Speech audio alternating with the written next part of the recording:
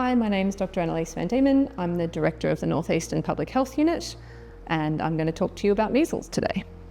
Measles is a serious illness because it's highly infectious.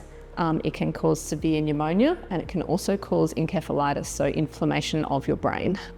If you or a friend or family member is concerned that they have measles, it is really important that you get tested. So please make an appointment or go and see your health practitioner. Wear a mask and call ahead before you go to let them know that you are concerned that you have measles. Please avoid busy public spaces as well, and if you have to go out, wear a mask whenever you're outside of the house. The people most at risk of measles are the people who have not been vaccinated against measles. The other people most at risk are people who have compromised immune systems, so on chemotherapy, and young babies who are too young or little to be vaccinated. So vaccinated against measles means that you have received 2 measles-containing vaccines at least 1 month apart. Most people born after 1965 will have received at least 1, and during the 90s, a second vaccine was added to that schedule. So most people born after the mid-90s should have received 2, but if you were born between 1966 and about 1994, it's really important that you check your measles vaccinations. There are a range of different ways that you can check your measles vaccination status. For younger people, you can check the Australian Immunisation Register, and your vaccines should be recorded on the register.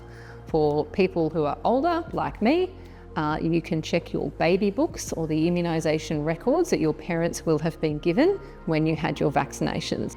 If you cannot find a record of your measles vaccinations, you have a couple of options. We would recommend that if you are concerned that you should just get a measles vaccine. It's safe to have as many boosters as you would like. The other thing that you could do is ask your GP or health practitioner to test you for measles immunity, and they will be able to do that as well.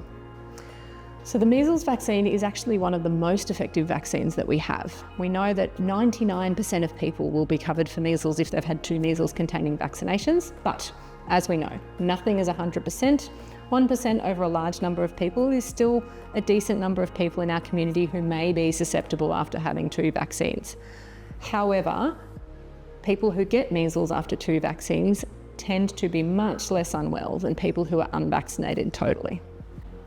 If you think you have measles, the symptoms generally start with a cough, a runny nose, conjunctivitis, so sore red eyes, and sometimes some funny white spots in your mouth, and a fever.